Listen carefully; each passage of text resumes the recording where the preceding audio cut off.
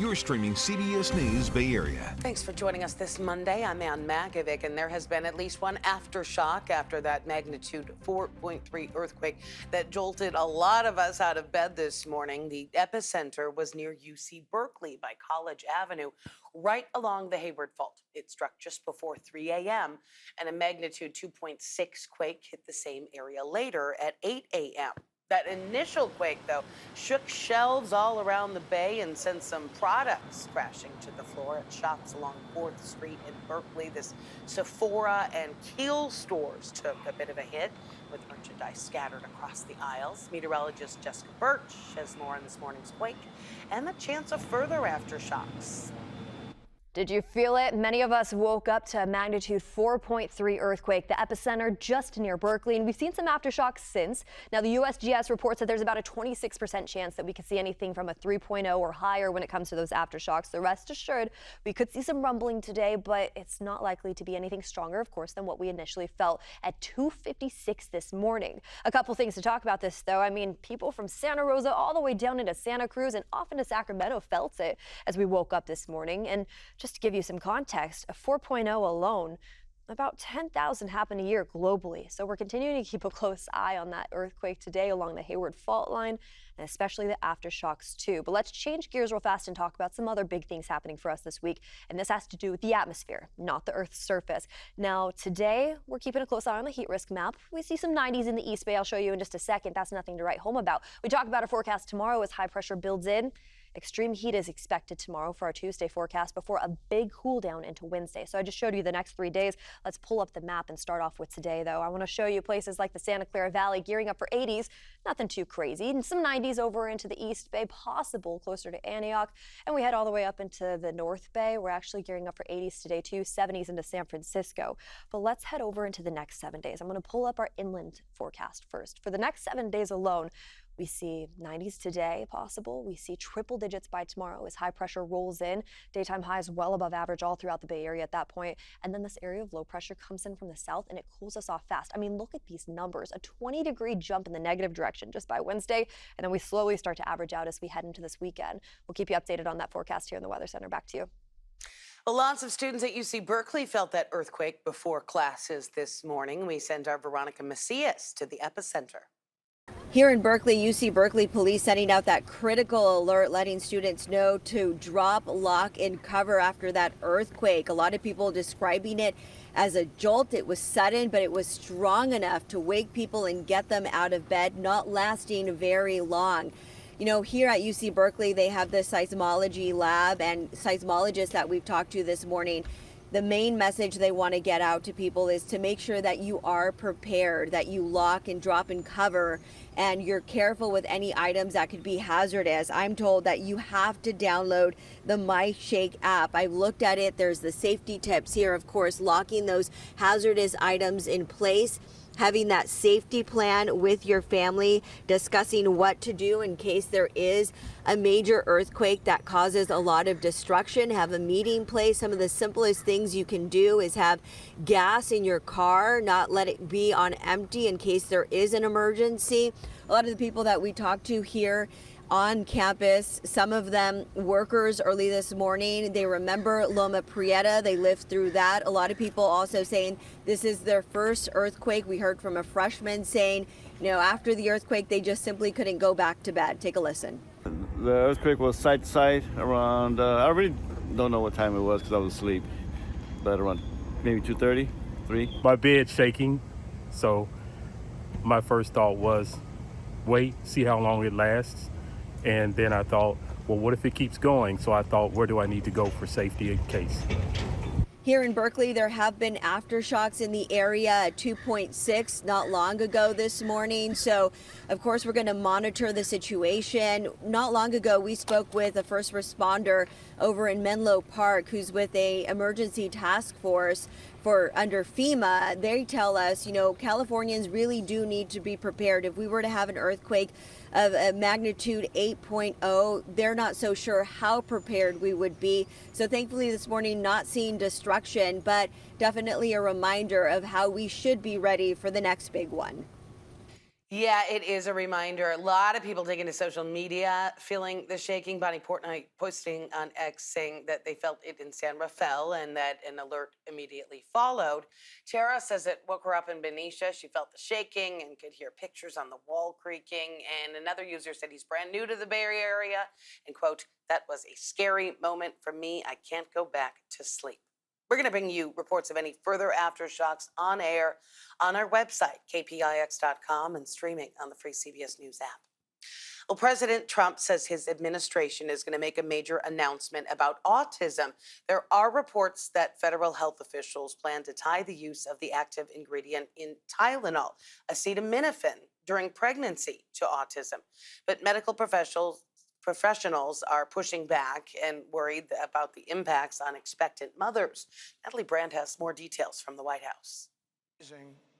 I think we found an answer to autism. President Trump has teased what he's calling a major announcement on autism in the U.S. It's out of control. Autism, out of control. Earlier this month, the Wall Street Journal reported the administration is expected to suggest acetaminophen, the active ingredient in Tylenol taken during pregnancy, and low levels of folate among the potential causes of autism. The best evidence does not show an association between Tylenol and autism. CBS News medical contributor Dr. Celine Gounder. The best recent study looked at 2.5 million kids from Sweden. They used sibling comparisons to factor out genetic factors and other factors, and they found no increase in risk in autism, ADHD, or other intellectual disabilities for pregnant women who used Tylenol during pregnancy.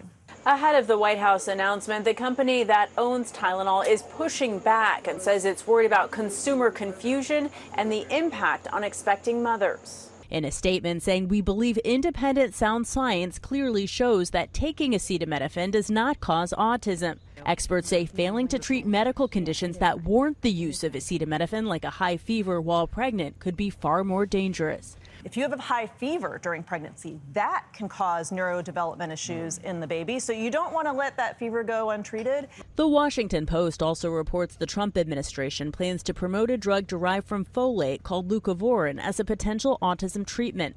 Doctors say there may be evidence it can help a subset of autism patients who have a folate-related defect with speech and communication.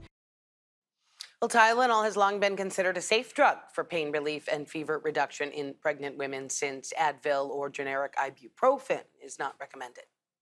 Still ahead here on CBS News Bay Area. California becoming the first state in the country to unmask law enforcement. But can the state really enforce the ban? Plus, tens of thousands of people paying respect to conservative activist Charlie Kirk. We're going to show you the moment his widow forgave his assassin.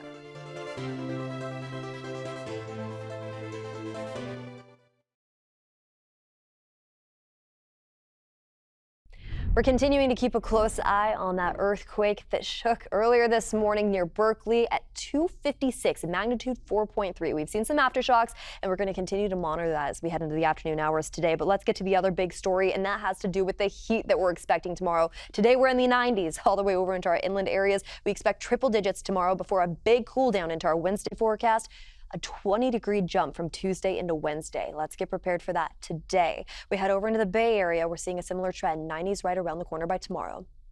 It is official. It will be illegal for law enforcement here in California to wear masks. This weekend, Governor Newsom signed the No Secret Police Act into law. Unmarked cars, people in masks, people quite literally disappearing, no due process, no rights in a democracy where we have rights. Immigrants have rights, and we have the right to stand up and push back. Now, there are some exceptions like riot gear, medical masks, and undercover work. The law was authored by Bay Area State Senators Scott Wiener and Jesse Arreguin. And while it won't officially go into effect until next year, as our Amanda Harry reports, it's already facing some major questions about just how effective it can really be. Jump on the barrel. Jump on the barrel.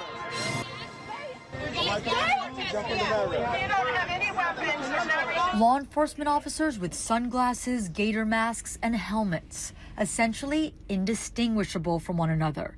It's becoming more and more common. State Senator Scott Wiener says it needs to change. We have this nightmarish situation where Donald Trump has turned ICE into basically secret police. He says some officers are trying to remain anonymous. They are not identifying themselves. They are wearing these extreme face masks, almost like ski masks, and they are just grabbing people, throwing them into unmarked vehicles and disappearing them. Yeah, don't let any of the officer boys leave. Wiener feels for the people who have been and continue to be impacted. That's why he authored the No Secret Police Act. It will ban federal, local, and state law enforcement agents, including immigration and customs enforcement ones, from wearing face coverings while on duty. That includes ski masks and neck gaiters. Get on the sidewalk! Get on the sidewalk! Sometimes they'll say, oh, we wear the masks because we're worried about doxing or we're scared for our safety. Of course, we never want anyone to be doxed, but if you are that scared that you feel the need to cover your face while you're patrolling a community, you shouldn't be a law enforcement officer. It's time to find a different profession. The law will go into effect on January 1st, and violators may be charged with an infraction or misdemeanor. There are some exceptions for undercover agents or usage for protective purposes during wildfires or health emergencies. Retired Assistant Special Agent in charge at the San Francisco FBI field office, Jeffrey Harp, questions whether officers will follow it. Will the California law outweigh the federal interest in protecting their agents? And unfortunately, and I'm not an attorney, but I can tell you I have had experience with the Supremacy Clause when it comes to the work I did in the FBI. And the government will likely exercise that or just simply ignore the state regulation. Acting U.S. Attorney Bill Assaili posted on X that agents will not be following the new law. Quote, the state of California has no jurisdiction over the federal government. If Newsom wants to regulate our agents, he must go through Congress. I've directed our federal agencies that the law signed today has no effect on our operations. Our agents will continue to protect their identities. The Department of Homeland Security called for Newsom to veto the act. Tricia McLaughlin said, while our federal law enforcement officers are being assaulted by rioters and having rocks and Molotov cocktails thrown at them, a sanctuary politician is trying to outlaw officers wearing masks to protect themselves from being doxxed and targeted by known and suspected terrorist sympathizers. The law requires officers to be identifiable, name tags, badge numbers, or other easily seen identification on uniforms. Wiener says he wrote this law not just because he thinks it's the right thing, but because it's what his constituents want. It's extremely popular because people understand that it's not normal for law enforcement to wear ski masks while they're interacting with the public. That's not normal, and it needs to stop. The No Secret Police Act has inspired similar bills across the country in Tennessee, Michigan, Illinois, New York, Massachusetts, and Pennsylvania. Manny Yucatil, owner of Manny's Cafe in San Francisco, has announced that he is running for public office. And now I've decided to run for supervisor in District 8 because it's a critical time in the city's resurrection story, and I know we can finish the job. Priority 1. In this video posted this morning, he is announcing that he is running for District 8 supervisor. That's the area near the Castro neighborhood. He's going to be on the ballot in November 2026. Supervisor Raphael Mandelman currently holds that seat, but he is set to term out in 2027. A man accused of firing gunshots at an ABC television station in Sacramento is due in federal court this afternoon. Police say 3 bullets hit the lobby window of this TV station Friday in a drive-by shooting. Some people were inside, but nobody was hurt. Police arrested 64-year-old Annabel Hernandez Santana Friday night. He posted bail Saturday, only to be arrested again hours later by the FBI. Still no word on the motive for the shooting. A highly emotional memorial service over the weekend for influential conservative activist and organizer Charlie Kirk. Tens of thousands of people jammed into Arizona's NFL stadium for yesterday's event. Thousands more couldn't even fit inside. President Trump and members of his administration offered tributes to Kirk as a friend and political ally. In one of the ceremony's most powerful moments, Kirk's widow said she forgives his assassin. Chris Van Cleve reports from Phoenix. In an emotional tribute Sunday, Erica Kirk spoke of the devout Christian values she shared with her late husband Charlie and offered these words to his assassin. On the cross, our Savior said,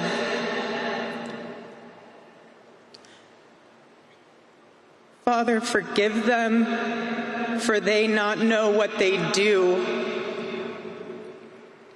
That man, that young man, I forgive him. Now, the CEO of Turning Point USA, the conservative organization her husband founded, Kirk pledged to grow the movement and encouraged young people to step into their faith. The answer to hate is not hate. The answer we know from the gospel is love, and always love. Moments later, President Trump, the event's headlining speaker, struck a different tone. That's where I disagreed with Charlie. I hate my opponent. The president spoke on a wide range of topics for more than 40 minutes and called Kirk's death an attack on the entire nation. The gun was pointed at him, but the bullet was aimed at all of us. Several members of the president's inner circle and cabinet spoke Sunday as an overflowing crowd packed State Farm Stadium, the largest venue in Arizona, to celebrate Kirk's life. Now, our whole administration is here, but not just because we love Charlie as a friend, even though we did, but because we know we wouldn't be here without him. The 31-year-old Kirk's rise to prominence was fueled in part by his debates with students on college campuses across the country. He became a mainstay on the campaign trail and galvanized young people to vote for President Trump. You know, I watch Charlie Kirk's videos pretty much every day. Brittany Hegberg traveled to the memorial from Minnesota. I thought that he really stood up for what he believed in, and I really admired that a lot, and I think the world needs more of that.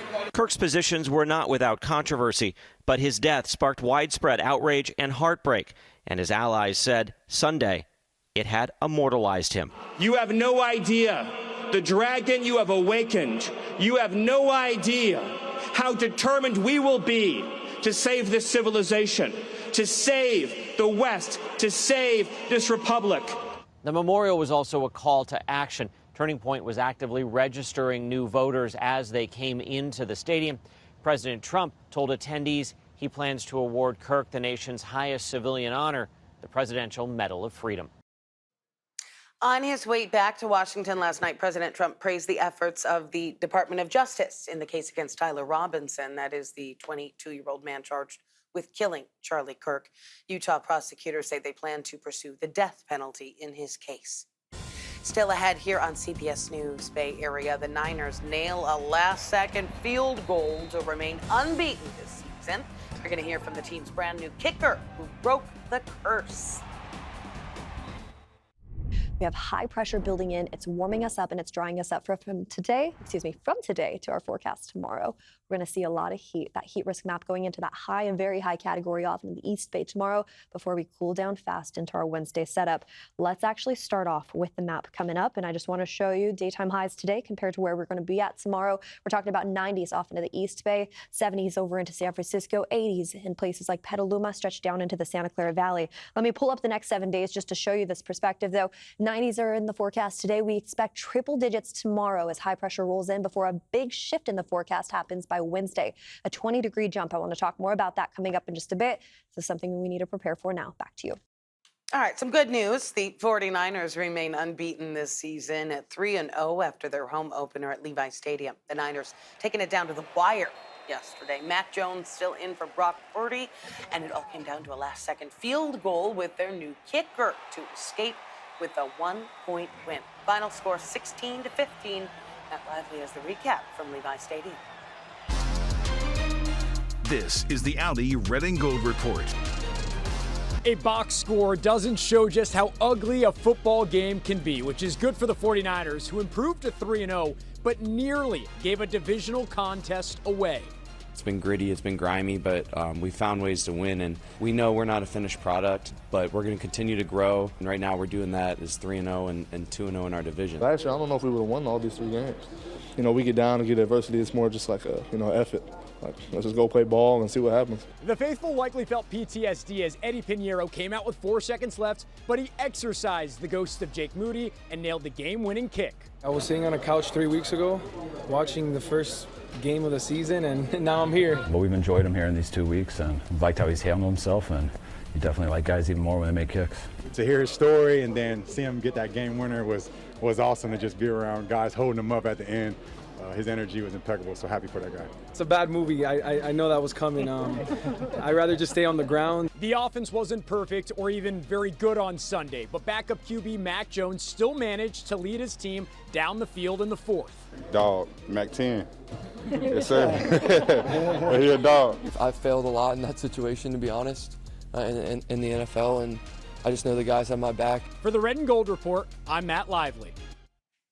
And tune in Wednesday for our weekly 49ers Experience show with Matt and Vern Glenn. That starts at 7:30 on KPIX and streaming on the free CBS News app. Well, to baseball now, the Oakland Ballers celebrating their first championship in the Pioneer League.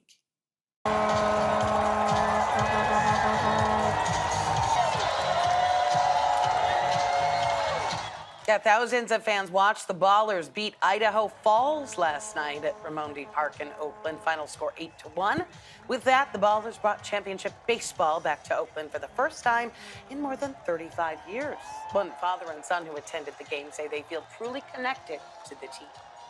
It's a lot cooler than MLB because they actually come over every single time and sign your stuff, and it's super cool. This is a memory that he'll probably never forget. So to be able to share, the first time these guys out here for a championship, it's pretty cool. Many fans started supporting the Ballers once the A's left Oakland. This is the Ballers' second season in the league. Coming up in our next half hour here on CBS News Bay Area. New rules on H-1B visas throwing some Bay Area tech companies into a bit of a tailspin. The Trump administration's new $100,000 fee is impacting Silicon Valley. It's hard enough as it is. As a small company with less than 10 people trying to make your mark on the world, it gets even harder when you have more and more handicaps.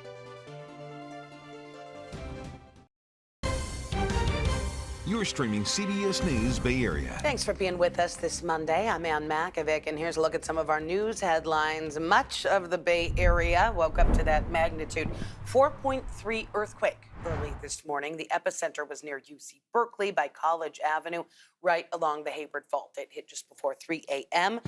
A magnitude 2.6 aftershock hit the same area at 8 a.m.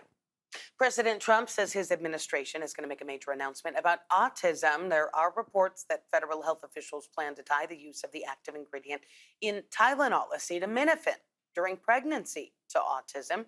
The company that owns Tylenol is pushing back, saying it's concerned about consumer confusion and the impact on expecting mothers. Tylenol has long been considered a safe drug for pain relief and fever reduction in pregnant women. And Manny Yucatil, owner of Manny's Cafe in San Francisco, announcing he is running for public office. In this video posted this morning, he is announcing he's running for District 8 Supervisor. That is the area around the Castro neighborhood. He's going to be on the ballot November 2026. Supervisor Raphael Mandelman right now holds that seat. He's set to term out in 2027. All right, let's get another check on our first alert forecast this Monday and a little more on that earthquake with meteorologist Jessica Birch. Did you feel it? Many of us woke up to a magnitude 4.3 earthquake, the epicenter just near Berkeley, and we've seen some aftershocks since. Now, the USGS reports that there's about a 26% chance that we could see anything from a 3.0 or higher when it comes to those aftershocks. So rest assured, we could see some rumbling today, but it's not likely to be anything stronger, of course, than what we initially felt at 2:56 this morning. A couple things to talk about this, though. I mean, people from Santa Rosa all the way down into Santa Cruz and off into Sacramento felt it as we woke up this morning. And just to give you some context, a 4.0 alone, about 10,000 happen a year globally. So we're continuing to keep a close eye on that earthquake today along the Hayward Fault line, and especially the aftershocks too. But let's change gears real fast and talk about some other big things happening for us this week. And this has to do with the atmosphere, not the Earth's surface. Now, today, we're keeping a close eye on the heat risk map. We see some 90s in the East Bay. I'll show you in just a second. That's nothing to write home about. We talk about our forecast tomorrow as high pressure builds in. Extreme heat is expected tomorrow for our Tuesday forecast before a big cool down into Wednesday. So I just showed you the next 3 days. Let's pull up the map and start off with today, though. I want to show you places like the Santa Clara Valley gearing up for 80s. Nothing too crazy. And some 90s over into the East Bay, possible closer to Antioch. And we head all the way up into the North Bay. We're actually gearing up for 80s today, too. 70s into San Francisco.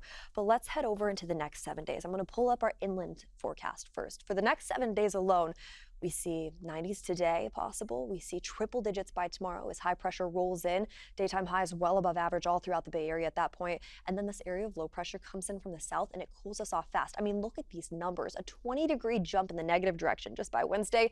And then we slowly start to average out as we head into this weekend. We'll keep you updated on that forecast here in the Weather Center. Back to you. Well, there is a new reality for Bay Area tech companies that recruit the best and brightest from around the world. The Trump administration is adding a $100,000 fee for H-1B visas. California has been the biggest beneficiary of H-1B visas, with more than 61,000 of them issued since the start of the program. Bay Area tech companies are among the biggest users of the visa program. Google, Meta, and Apple each employ more than 4,000 people on H-1B visas, and while $100,000 might not be much for them, as Dahlin found out, it's a pretty big price tag for smaller companies and startups. Some of the brightest minds in the world work here in the Bay Area. Many of them, scientists and engineers, came to San Francisco and Silicon Valley on H-1B visas. A couple of tech leaders say making those visas more expensive doesn't help America, it hurts it. I applied for my H-1B, I got it in 2015. San Francisco venture capitalist Didi Das is a former H-1B visa holder from India and now a partner at Menlo Ventures. The firm invests in startups and AI companies that are constantly pushing the limits of innovation. One of the advantages America has is to be able to attract global talent. If you stifle even that, it just makes it that much harder to compete on a global level. Didi believes the new $100,000 fee on H-1B visas will hurt hospitals that depend on foreign nurses, universities that work with international researchers, and tech startups that employ foreign software engineers. Say a 5-person, 10-person company, you often have like $2 to $4 million in your bank account. And now you're looking at hiring maybe 2 or 3 foreign-born workers, and all of a sudden your runway can shorten by 3 months. The U.S. government caps H-1B visas at $85,000 per year. Silicon Valley is a major user of the program. Companies like Meta, Google, and Apple employ thousands of H-1B workers who came to the Bay Area to build their careers. It diminishes our innovative capacity in the United States. It tells other brilliant people around the world that we are not open for innovation. This South Bay tech founder, who asked to remain anonymous, says his company just sponsored an H-1B employee who arrived in the U.S. on Saturday.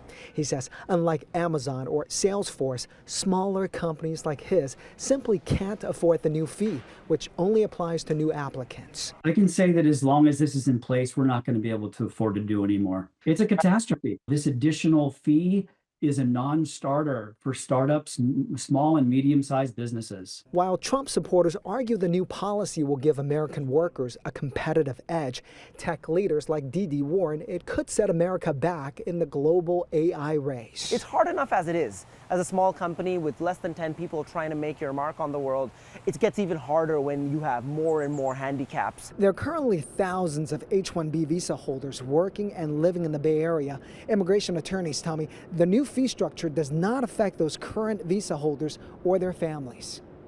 Well, President Trump announced Friday that the government will also begin offering gold card visas. They include a path to U.S. citizenship for $1 million for individuals and $2 million for companies. He said a Trump Platinum card will also be available for $5 million, but he has not said what you'd get for that extra $4 million. The Trump administration says it has a plan to keep TikTok online here in the U.S. A senior White House official says that Oracle would control the algorithm after the sale is complete. That detail had been one of the primary outstanding questions as the White House pushes to finalize that TikTok deal with China. If completed, it would transfer control of TikTok's operations to a new joint venture based in the U.S. The investors would include Oracle and the private equity firm Silver Lake. Oracle's founder, Larry Ellison, is the father of David Ellison, head of Paramount and CBS's parent company. TikTok has more than 170 users here in the U.S. If you saw a lot of smoke in Oakland this morning, here's why. Our chopper saw this trash fire breaking out just after 7 a.m. This is at Pearman and Prune Streets, which is known as a hotbed for illegal dumping. Fire crews quickly extinguished the flames, and they've not confirmed how exactly that fire might have started. It has taken years, but the SMART train line in the North Bay is on track with its expansion. It is expanding north. And so is a new multi-use pathway alongside the tracks. But now, as John Ramos reports, the path's legality is being questioned, and the transit agency is moving quickly to protect its interests.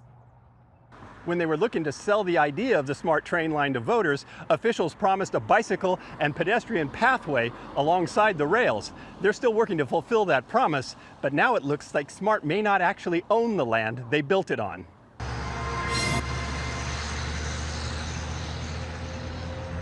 I enjoy this path coming from Petaluma. I don't have to take side roads or anything like that. It's more safe.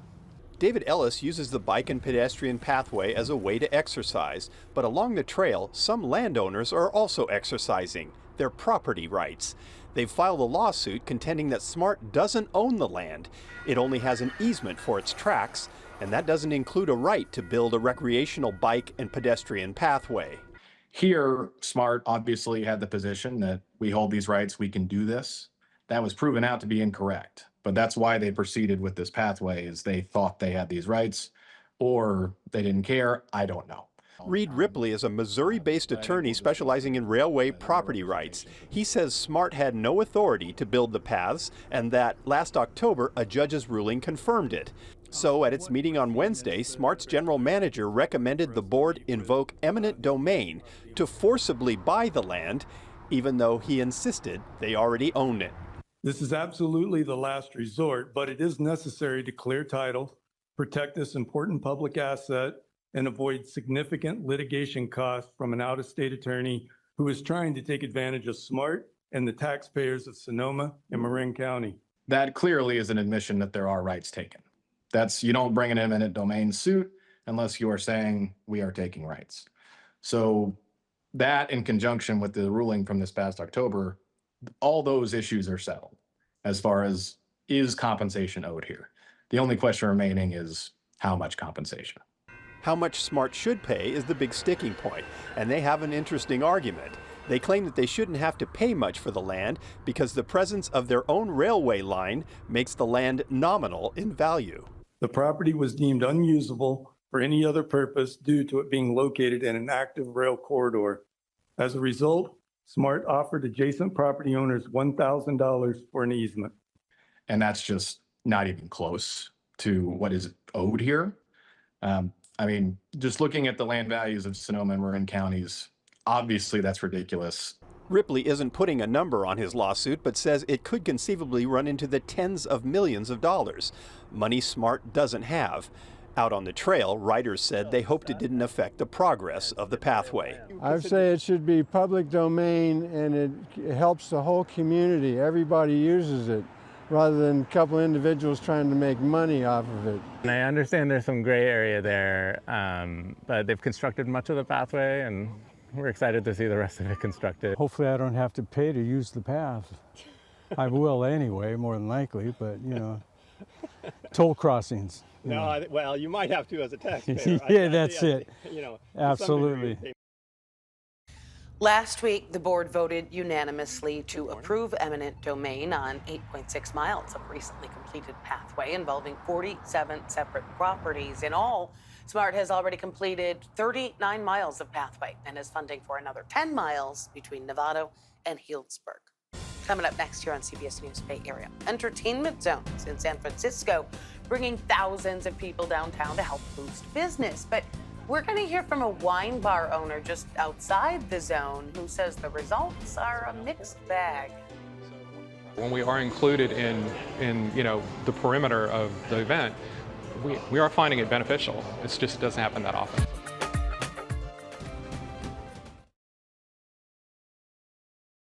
We're continuing to keep a close eye on that earthquake that shook earlier this morning near Berkeley at 2:56, magnitude 4.3. We've seen some aftershocks, and we're going to continue to monitor that as we head into the afternoon hours today. But let's get to the other big story, and that has to do with the heat that we're expecting tomorrow. Today, we're in the 90s all the way over into our inland areas. We expect triple digits tomorrow before a big cool down into our Wednesday forecast. A 20-degree jump from Tuesday into Wednesday. Let's get prepared for that today. We head over into the Bay Area. We're seeing a similar trend. 90s right around the corner by tomorrow.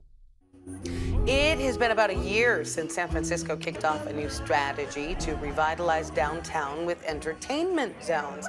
The event started under former Mayor London Breed, and her successor, Mayor Daniel Lurie, has doubled down on the effort. They've shown to be beneficial for the businesses directly involved with the events. But what about those in the surrounding area? Max Darrow takes a deeper look. Inside Embark Wines on Front Street. See, the lights will light up. Adam Levengood gets a splash of a New World White. And there it is. It's a 1 ounce pour. 1 ounce for 1 year of business downtown. We first started looking at the space about 18 months ago. And at that time, we weren't quite sure what was going to happen around here in terms of foot traffic. Adam and co-founder Richard knew the next block over of Front Street was supposedly going to be ground zero for a new strategy to get people downtown.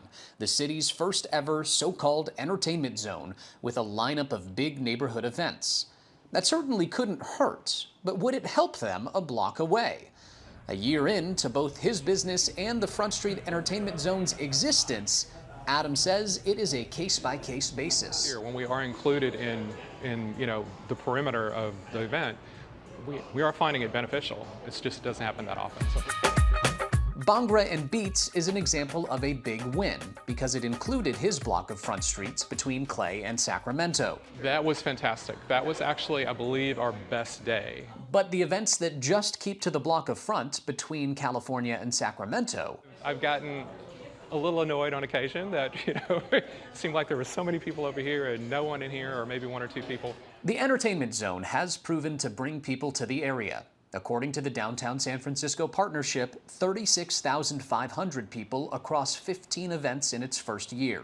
We're really repositioning how people use and think about downtown San Francisco.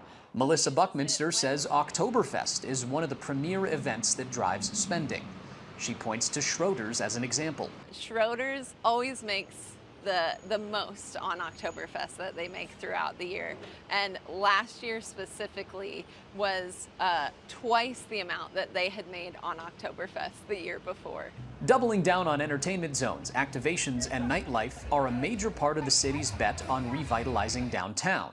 Mayor Daniel Lurie says this part of the strategy is paying off. The first Thursdays, especially those downtown, we see companies coming back 5 days a week. Some are coming back 4 days a week, and they have told me that one of the reasons why is they actually now have events to point their workers to. A steady drumbeat of events, activations, making sure that places are clean and safe. All of these sort of different layers on top of each other absolutely do make a difference in downtown SF. Overall, a net positive for Adam and the team at Embark, despite being on the periphery at times. I think we have seen some good overflow. He's hopeful to see more overflow in the future. We've made it past the first year, which of course is a big milestone for any small business, and we hope to be here for many years to come. Serving and teaching all things wine.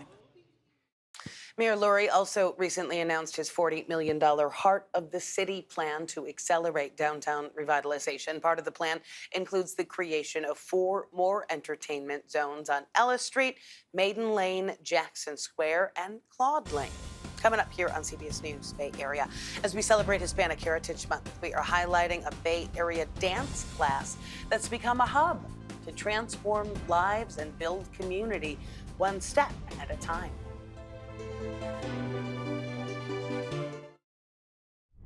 We have high pressure building in. It's warming us up and it's drying us up from today to our forecast tomorrow. We're going to see a lot of heat. That heat risk map going into that high and very high category off in the East Bay tomorrow before we cool down fast into our Wednesday setup. Let's actually start off with the map coming up. And I just want to show you daytime highs today compared to where we're going to be at tomorrow. We're talking about 90s off into the East Bay, 70s over into San Francisco, 80s in places like Petaluma, stretched down into the Santa Clara Valley. Let me pull up the next 7 days just to show you this perspective, though. 90s are in the forecast today. We expect triple digits tomorrow as high pressure rolls in before a big shift in the forecast happens by Wednesday. A 20-degree jump. I want to talk more about that coming up in just a bit. This is something we need to prepare for now. Back to you.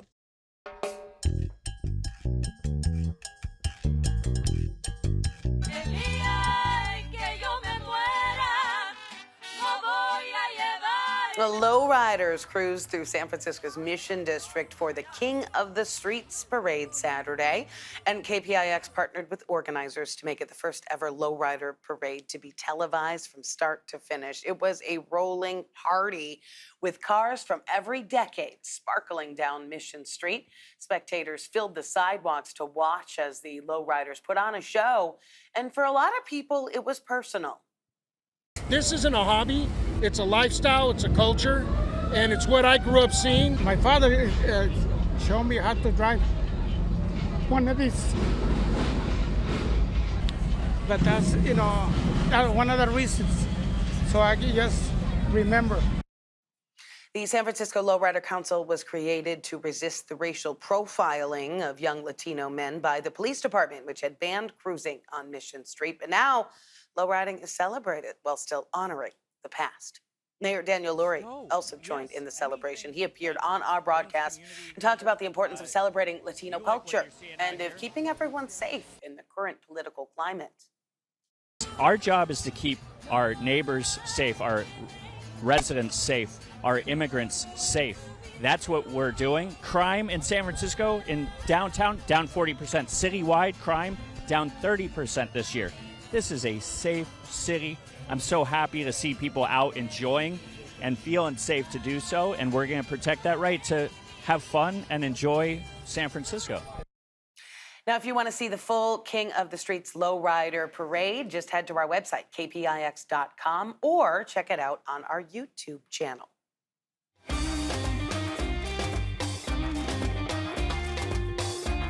We are celebrating Hispanic Heritage Month, and today we are bringing you the story of a Bay Area dance class that became a cultural hub for their community. This class in Oakland brings authentic, inclusive, and innovative Cuban dance moves to the Bay Area. As our Veronica Macias shows us, the group offers a dynamic look into the power of dance.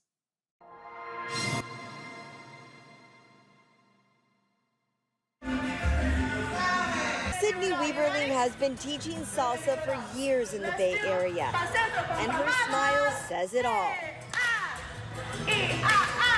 The rhythm still brings her joy. Her passion, her energy is contagious. She leads her students in a Cuban-style salsa at Rueda con Ritmo. I think people really like coming to class because they love the community. They make friends there, they can relax. Some people meet their spouses there. There are a number of Rueda con Ritmo couples. And I just think they feel at home, and it's a place where they can forget their cares and their worries, maybe the difficulties with health or work. They can come and dance and have a great time. For Cubans like John Marco Miranda Bueno, classes like this offer something more. A deeper connection to culture and home. It's been super important to find other Cubans here because it was one of my main worries coming over to the Bay Area. As opposed to the East Coast, well, especially Miami, there's lots of Cubans over there. John Marco came to the U.S. back in 2021 and moved to San Francisco earlier this summer. And the moment he stepped foot into Sydney's program, he was overwhelmed in the best way by the feelings of comfort and nostalgia. And I didn't really know that there was a Cuban community in San Francisco. And so meeting other Cubans has made me a lot more at ease and has helped me transition into living here and feeling more comfortable and more at home and thinking of this place as a potential home for a while. For John Marco, the dancing here is no different than what you would see at a social gathering in Havana, where salsa is more than music and movement. It's a part of everyday life. Weaverling, who is a choreographer, studied dance in Cuba, and Rueda con Ritmo has been offering trips to the island. It's a way for students to immerse themselves in the culture and this earthier style of salsa. And we're really interested in the aspect of supporting the Cuban people, where we go under the license of supporting the Cuban people, and that's our intention.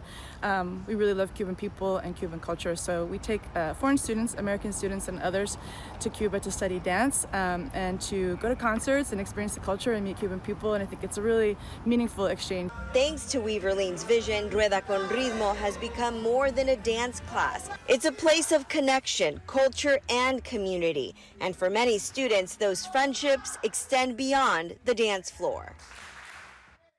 And as CBS News Bay Area celebrates Hispanic Heritage Month, you can catch our 1-hour special Una Familia airing Thursday, October 16th at 7:30 p.m. It's going to be hosted by our very own Gianna Franco and Len Ramirez. Catch it on KPIX and streaming on the free CBS News app.